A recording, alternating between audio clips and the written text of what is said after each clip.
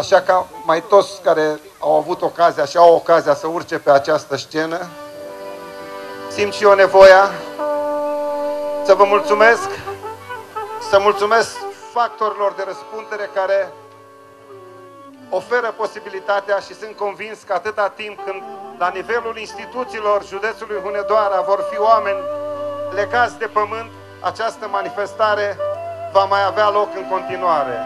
Din drag și din respect pentru Drăgan Muntean, atunci când el pleca dintre noi cu sufletul meu de țăran, am simțit nevoia și am scris o poezie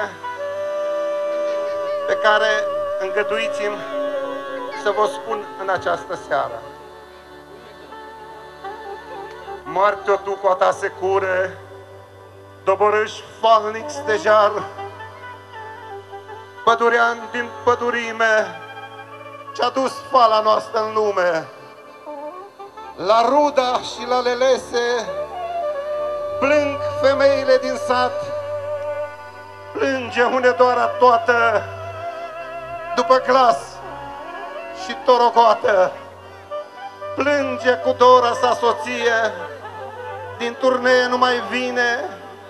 Plânge Doina fiicei sale când pe scenă s-o urca, singură ea va cânta.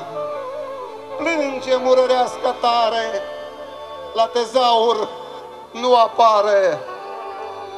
Coza tu, cât mai trăiești, să iei torogota mea, la Poienița să cânți din ea, că eu pe lume cât am trăit, v-am doinit și v-am iubit.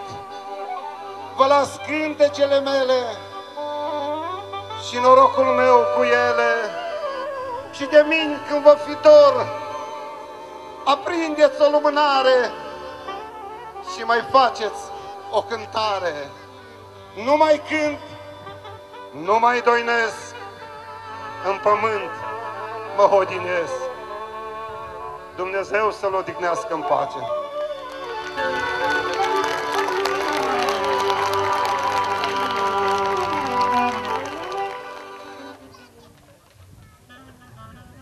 Mi-este atât de drag să fiu alături pe această scenă de cea pe care eu mă îngădui să o numesc preoteasa culturii și cântului popular românesc, doamna Mărioara Murărescu.